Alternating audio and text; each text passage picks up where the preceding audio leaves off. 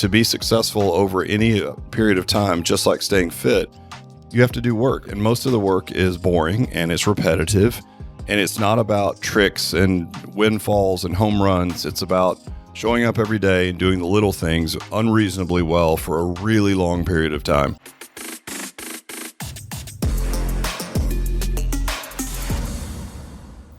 Hey, Matt, what's up?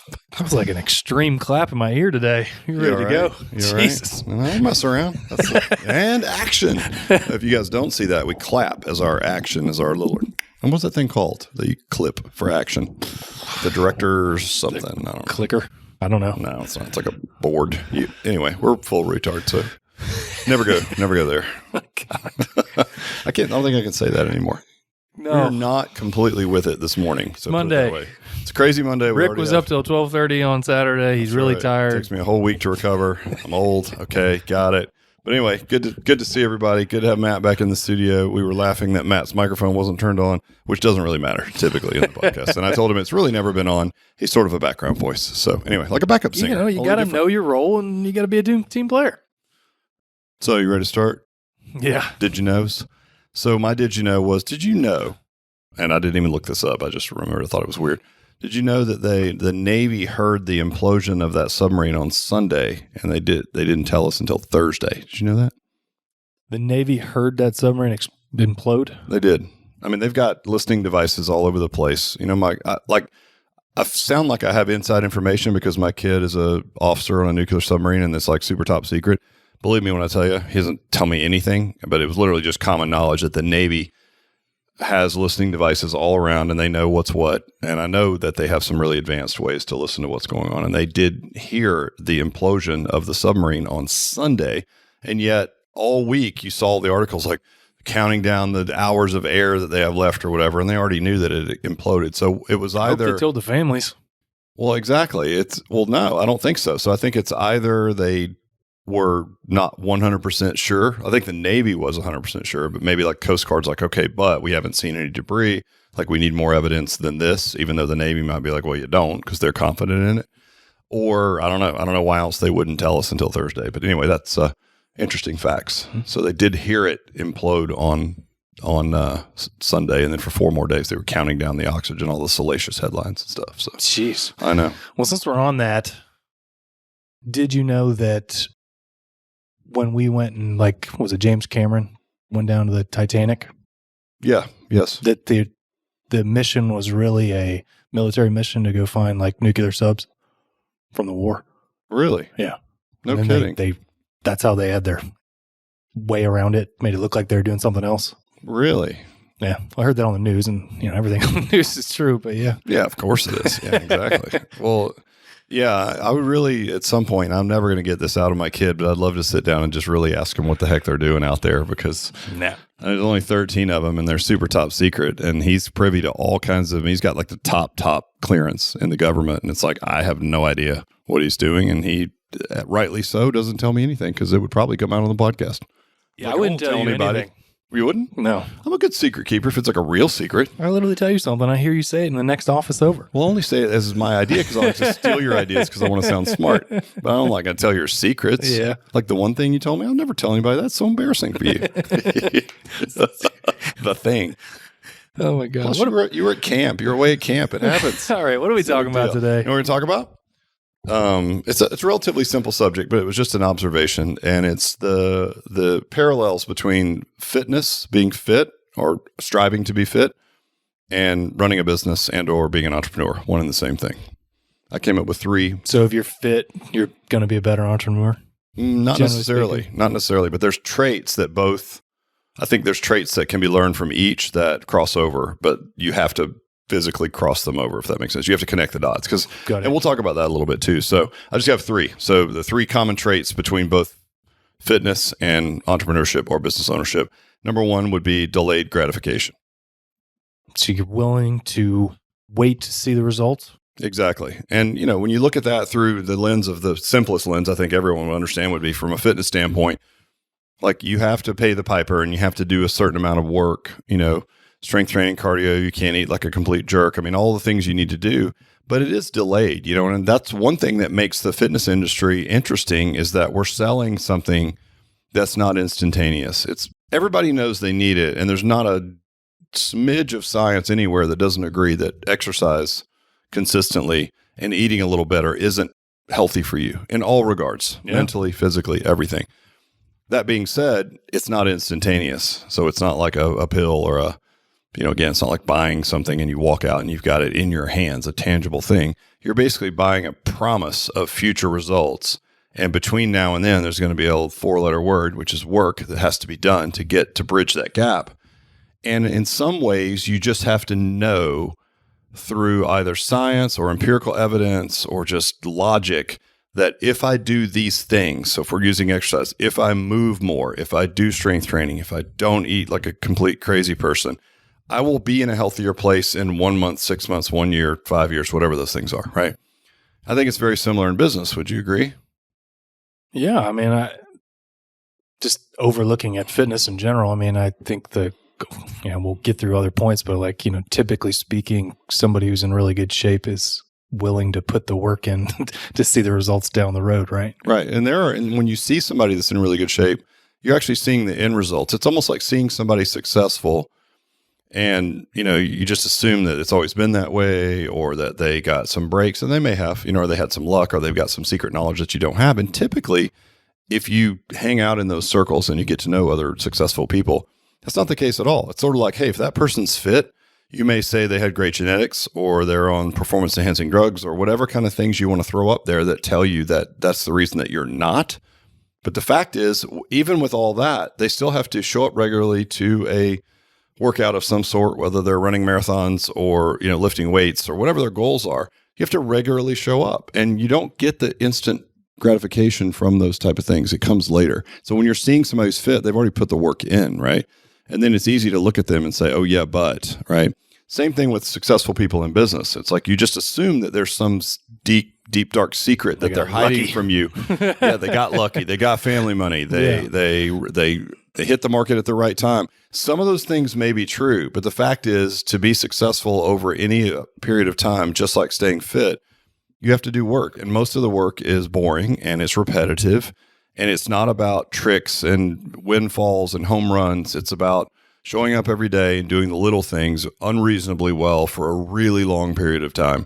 And if you do that, it's not guaranteed success, but it's certainly a better shot at it than if you don't, or if you're scattershot, right? Yeah, nobody sees the journey. It's like the image everybody puts up everywhere. The it's guy's like the walking iceberg. Up. Yeah, nobody ever sees. Tip of the iceberg. You don't see, and you've seen the graphics. Like, here's the success. Yeah. The massive part of the iceberg under the water is the hard work, the stress, all the things, right? Well, it's like where we are. Like, we didn't, necessarily plan this from the beginning, but amount of stuff and trials and tribulations to get where we are today. Yeah, 30 years. Over the past 30 years, past 3 years, I mean, nobody knows all this stuff behind the scenes. Right. It just looks like we're just selling franchises like hotcakes, but it's like it's a lot of work to do it. And they're, again, it's like 150 podcasts. It's at least how much time I got to put in on this? I know. Maddie says, what are we doing? But yeah, so delayed gratification, I think, is one. I think if you're able to practice that will obviously lend itself to like putting in work to reach a fitness goal. It also means there's going to be a lot of work that you need to put in from a business perspective before you're going to see the fruits of your labor. And you have to trust that the things that you're doing are going to get you there, and those behaviors, so that you'll continue to do them when you aren't seeing results, which you're not going to immediately. Sure. I want it, there's always this day and age people kind of thing where it's like nobody ever has instant gratification. Would you, and there's probably a study somewhere, would you say there's more or less entrepreneurs now than there were, 10 years ago, 15, 20? Yeah, it depends on your definition of entrepreneur. I would certainly say that it would seem outside looking in as if there's more, right? Right. But a lot of them are selling you on like the word passive income. Like these are 8 streams of completely passive income. There's no one that's been successful that would agree with that. There's nothing that's passive. It's just not, right? Kind of like in franchising, when you use semi-absentee ownership, what does that mean? It means like, well, you may not have to work in the gym every day or in your studio or in your hamburger business, whatever you're doing, but it doesn't mean that you're not going to have to do something. Like, how would you expect to get return on investment and never do anything? Sell the vacation. You don't sell the plane ride over. That's true. It's to sell the smile, not the bracelets, right? Yeah, same kind of idea. But that being said, there has work that has to be done. So I think that certainly entrepreneurship is glorified in this day and age, and the work that is needed to become a successful entrepreneur is probably understated. I will just say that. Do you agree? Yeah, 100%. And if you look at somebody who's in shape, you can tell it's just, seems silly, but you can kind of tell they're willing to put in the work. Right. Now, so that's a good segue to the second one, which is discipline. So you have to have discipline to do the work because, again, delayed gratification is one thing, but if you're getting up and doing a certain amount of things every day when you don't feel like doing them and you don't see always the end game right away, you're headed in the right direction, but maybe it's not completely clear as where you're going to end up yet. You need discipline because let's just use fitness. Like it's exactly the same. Like I want to be motivated. I need someone to motivate me. And I'm air quoting for those of you guys that aren't watching. It's like, well, there is no such thing as motivation. The motivation comes from the self-efficacy that's built by doing the thing that you promised to yourself that you would do. And then you become that person, right? And then it's just stacking habits. We talk about this all the time. It's kind of the way you built our whole system is like start exercising first. Then you say to yourself, okay, I've had the discipline to show up to the gym 3 days a week. I've never been able to do that. So like now when the person that shows up to the gym 3 days a week, you see yourself as a different person, right? Mm-hmm. So it's like, okay, now you have a skill set that you didn't have before. Your identity is somewhat shifted of yourself, which is the most important identity. Mm-hmm. Then you say, okay, what is the person that goes to the gym 3 days a week? What did they choose for lunch? It used to be pizza or burgers. Now it might be a salad or chicken or whatever that may be. And then, man, it just compounds. And then, okay, so the person that exercises 3 days a week and never misses and now eats a healthy lunch, do they have a pint of ice cream before bed or do they maybe forego that with these goals out there, right? So it's a slow, steady process to the point of the delayed gratification. But those things don't happen from external motivation, right? It's like the only way to get motivated is to do the thing, and doing the thing creates the motivation. It's not the other way around. And I think that's confusing for some people. But I think what most people see is that sexy, fun excitement, whether you're working out or not, right? Like people look at you, right? Like, what do you do in the gym? And you'd be like, I do pretty much the same thing all the time. It's very boring, right? But you're able to have the diligence to do the boring thing every single day, right? Hence getting results. And that's what and people always ask me, and you too, like, hey, do you like to work out? I'm like, no, I actually don't like it. Now, I do it. It's just part of who I am. And I do it because the end results are a better brain, a healthier body, more longevity, more juice for my team, for my family. Like that's why I do it. I don't love going into the gym and killing myself. I don't, but I know the benefits are too great. And I've just ingrained habit. It's like, I also don't love flossing my teeth, but I do it because I don't want my teeth to fall out. Right. Same kind of idea. And so the more that the discipline drives that, then the motivation and the behavior comes behind the discipline, not the other way around. It's the exact same thing in business. Do you agree? Yeah, but the discipline to do the boring things. I mean, like every week I have, like there's things I repeat every single week. There's things I just have. I've been making programs for the last forever years. Right. You think that's exciting? No, but it's getting us to where we need to go, and you have to consistently do that. Right. Just like working out, you got to consistently go in first 3 times a week, whatever. Well, always, when I'm doing my talk this year for Perform Better, and I did it for ProFit for Tim's group, 31 ways to ruin your fitness business. And one of them is like, go by, trust feelings, not logic. Mm-hmm. Right. And that's another way to say that is like, I don't feel like doing it. It's like, if you think I still feel like doing the same marketing play or even coaching it, the cross promotion, leverage the list, put stuff in their facility, right? Do an educational thing. Mm-hmm. And you could do that with 5 different companies. Well, it worked back then. It works right now. Do you want to do it still? No. I just want to do something else. It's exciting. Exactly. Switch it up. Yeah, your squirrel brain, especially if you're trying to be an entrepreneur, right? The discipline to stay the course and do the thing, right? And not jump to the new shiny thing every time it pops up is very similar to exercise. If you hop from one program to the other and you don't stick with something long enough, you're never going to see the fruits of it. Mm-hmm. So like to your point, I've been doing the same workout I've been doing for years, which is basically alloy programming. People always ask me like, what do you do? Like there's some other secret, Mm-hmm. It's not like I'm super jacked, but I'm in good shape for my age. And people will ask like, what do you do? Like it's something different. I'm like, I do alloy programming, push, pull, hip, knee. Yeah. But what do you do? Right. Yeah, exactly. Same thing in business. Like if I give a talk and I say I do the basics well, day in and day out, and I do so much volume of the basics that it would be undeniably crazy for me not to succeed, inevitably there's a line of people to ask me questions after, and someone will ask, yeah, but same thing with fitness, right? What's the real secret? Like I'm withholding some kind of secret. I'm like, I'm not. And anybody you talk to, because there's certainly a million people out there who are much more successful than I am, we are, and they do the same thing. Like they just did more of it for more time, and maybe they had higher leverage opportunity than whatever you're currently in. That's it.